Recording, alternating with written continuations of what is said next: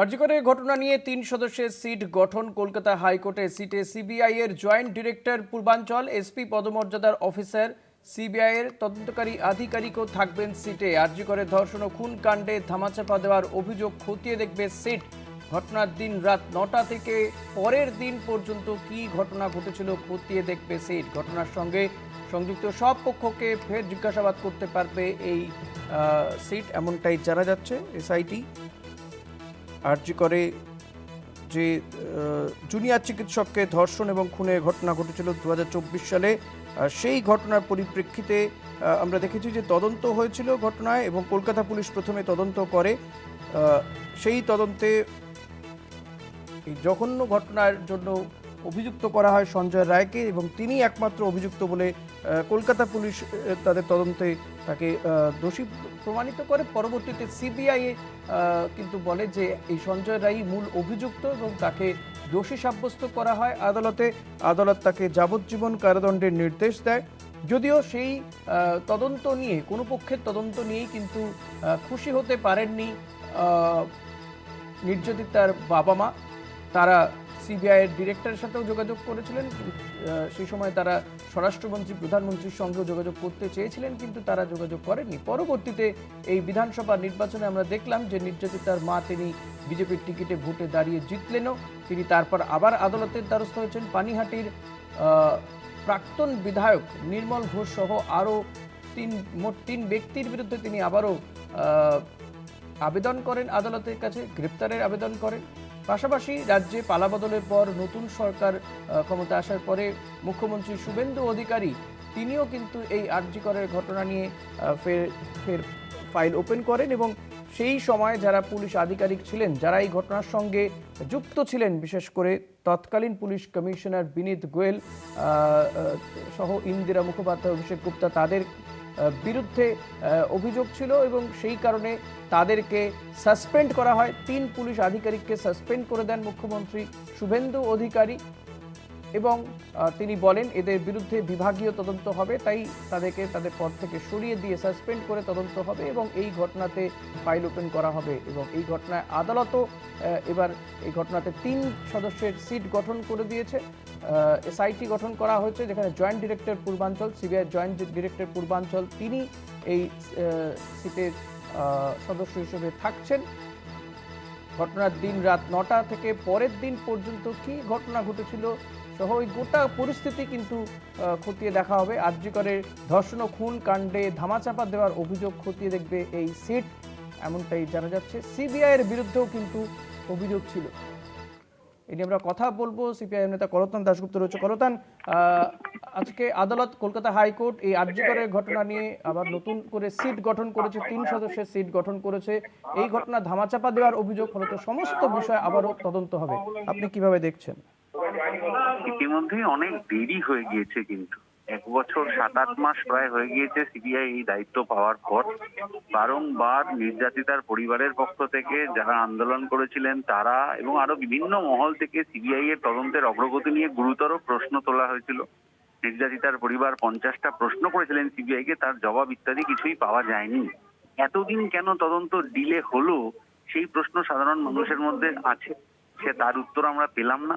কিন্তু কোর্টের নির্দেশে আজকে যে নতুন করে এসআইটি গঠন করা হয়েছে, তারা যাতে দ্রুত তদন্ত করতে পারে এবং স্বাস্থ্য দপ্তর, পুলিশ প্রশাসন কারা কোথায় কিভাবে জড়িত ছিলেন তাদের প্রত্যেককে যথাযথ শাস্তি দ্রুত দিতে পারে, এইটাই হচ্ছে যে আমরা দাবি করছি। কারণ উই ওয়ান্ট জাস্টিসের যে স্লোগান সেই সময় ছিল, সেই স্লোগানটা কিন্তু এখনো আছে, কারণ জাস্টিস পাওয়া যায়। ফলে দ্রুত গতিতে তদন্ত শেষ হোক, এটাই আমরা চাই। কলতান, এই ক্ষেত্রে সেই সিবিআইয়ের উপরেই ভরসা রাখা হচ্ছে। সিবিআইয়ের জয়েন্ট ডিরেক্টর পূর্বাঞ্চল তিনি থাকছেন এই সিটে। হয়তো এবার কি মনে হয় যে এর পরেও এই ঘটনার সঠিক তদন্ত হতে পারে, যেখানে সিবিআইয়ের বিরুদ্ধেই অভিযোগ? এর আগেও সিবিআই এর যে অফিসাররা এসেছিলেন তখন বিভিন্ন মিডিয়া ইত্যাদিতে আমরা দেখেছি যে তারা খুবই ভালো করে কাজ করবেন, তদন্ত দ্রুত গতিতে হবে ইত্যাদি, কিন্তু তদন্ত কোনো কারণে দ্রুত গতিতে হলো না। কেন হলো না সেটাও আমরা জানতে চাই। আর এখন যে এসআইটি হয়েছে তারা দ্রুত তদন্ত করুক, কারণ ইতিমধ্যেই অনেক অনেক দেরি হয়ে গিয়েছে। ফলে আর দেরি না করে দ্রুত তদন্ত হোক, এটাই আমরা চাই। ধন্যবাদ কলতান। কথা বলছিলাম সিপিআইএম নেতা কলতান দাশগুপ্তর সঙ্গে। প্রতিনিধি পীযূষ কান্তি নাগ রয়েছেন আমার সঙ্গে এই মুহূর্তে। পীযূষ, ঠিক কি বললো আজকে আদালত এই ঘটনায় যে সিট গঠন করা হলো, সিট গঠন করে কি নির্দেশ দেওয়া হলো, কি বলা হলো? দেখো, কলকাতা আরজিকরের ঘটনা নিয়ে কলকাতা হাইকোর্ট 3 সদস্যের একটি সিট গঠন করলো। এই সিটে থাকবে জয়েন্ট ডিরেক্টর পূর্বাঞ্চল, থাকবে সিবিআই এর এসপি পদমর্যাদা সম্পন্ন একজন অফিসার এবং যে তদন্তকারী অফিসার তদন্ত করছেন তিনি।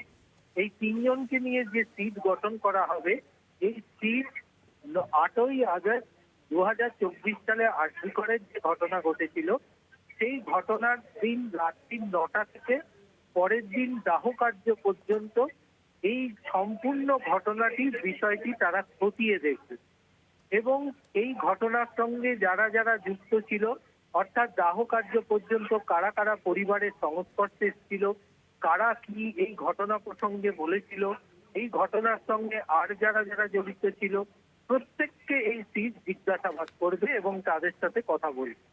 পাশাপাশি পরিবারের তরফ থেকে সিবিআই এর তদন্তের ত্রুটি সংক্রান্ত বিষয় যে বিষয়গুলি তুলে ধরা হয়েছে, সেই ত্রুটির বিষয়গুলি সিবিআই তাদের কাছ থেকে কথা বলে নেবে এবং নিয়ে তারপরে তাদের কাছ থেকে সেই বিষয়গুলিও কিন্তু খতিয়ে দেখবে এই সিট। সামগ্রিক যে বিষয়গুলি খতিয়ে রাখার বিষয়টি, সেই বিষয়টি কিন্তু নজরদারি করবে জয়েন্ট ডিরেক্টর পূর্বাঞ্চল, যাকে এই সিটের হেড করা হয়েছে। তার নজরদারিতেই এই সম্পূর্ণ বিষয়টি খতিয়ে দেখা হবে। এরপরে 25শে জুন এই আদালতে একটি রিপোর্ট জমা করবে সিবিআই। সেই খতিয়ে দেখার দিকে তারা কি কি পদক্ষেপ গ্রহণ করলো এবং তার মধ্য থেকে কি কি উঠে এলো। পরিবারের পক্ষ থেকে যে অভিযোগ করা হচ্ছে যে তদন্তের গাফিলতি এবং তদন্তকে সীমিত করে দেওয়া হচ্ছে, এই সামগ্রিক অভিযোগগুলো কিন্তু এই সিট খতিয়ে দেখবে। এই খতিয়ে দেখার পর আদালতে যে রিপোর্ট জমা করবে, সেই রিপোর্টের ভিত্তি করেই আদালত পরবর্তী সিদ্ধান্ত গ্রহণ করবে, এমনটাই জানিয়েছেন বিচারপতি সম্পদ হাসান ও বিচারপতি তীর্থঙ্কর ঘোষের বিচারপীঠ। পীযূষ, এই যে সিবিআই তদন্ত নিয়ে আমরা দেখেছি বহুবার অভিযোগ উঠছে তদন্ত নিয়ে, পাশাপাশি যে দীর্ঘ সময় অতিক্রান্ত হয়ে গিয়েছে, ফলত এই যে আবারও নতুন করে সিট গঠন করা হলো, এক্ষেত্রে কোনো টাইম ফ্রেম কি বেঁধে দেওয়া হয়েছে?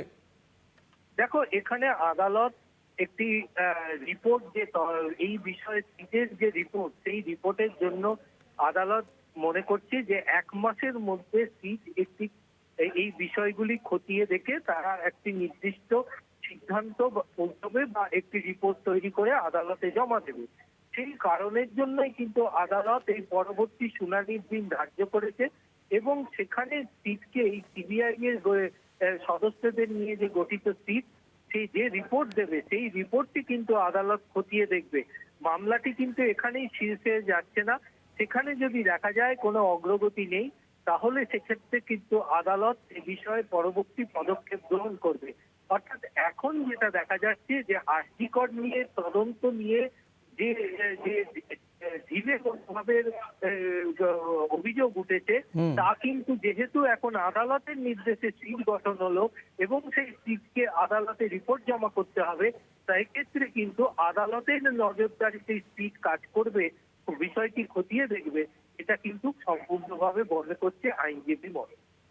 পীযূষ, এরপরে আমরা দেখেছিলাম যে ভোট মিটে যাওয়ার পরে আরজিকরের নির্যাতিতার মা তিনি নির্বাচনে জিতেওছেন। তারপরে তিনি অভিযোগ করেছিলেন 3 জনের বিরুদ্ধে, যাদেরকে গ্রেপ্তারের দাবি জানিয়েছিলেন, বিশেষ করে পানিহাটির প্রাক্তন বিধায়ক নির্মল ঘোষের বিরুদ্ধেও। আজকে এই যে এসআইটি গঠন করা হলো, এটা নিয়ে তাদের কোনো রিয়াকশন কিছু কি পাওয়া গেছে? তারা কি আদালত চত্বরে ছিলেন বা তাদের কোনো আইনজীবী ছিলেন? দেখো, তাদের পক্ষ থেকে কোনো রিয়াকশন, প্রতিক্রিয়া বা তাদের কোনো আইনজীবী নেই। তার কারণ আদালতের নিয়ম অনুযায়ী মামলার সঙ্গে সংযুক্ত যারা, তারাই একমাত্র আইনজীবী হিসাবে সওয়াল করতে পারে। যেহেতু তাদেরকে এই মামলায় সংযুক্ত করার জন্য কোনো আবেদনও জমা পড়েনি আদালতে, তাই তাদের আইনজীবীর উপস্থিতির কোনো প্রশ্নই ওঠে না। দ্বিতীয়ত, যেহেতু তাদের অভিযোগগুলি খতিয়ে দেখতে বলেছে সিটকে, ফলে এটা মনে করা হচ্ছে তিনি যদি সিটের সদস্যরা যখন ফার্দার তার সঙ্গে এই পরিবারের সদস্য, নির্যাতিতার মা এবং বাবার সঙ্গে কথা বলে তদন্তের ত্রুটির বিষয়গুলি সম্পর্কে কথা বলবেন, সেক্ষেত্রে যদি এই বিধায়ক প্রাক্তন বিধায়কের নাম তুলে আনেন, তাহলে অবশ্যই সিটের সদস্যরা তার সেই বিধায়কের সঙ্গে কথা বলে বিষয়টি খতিয়ে দেখবেন।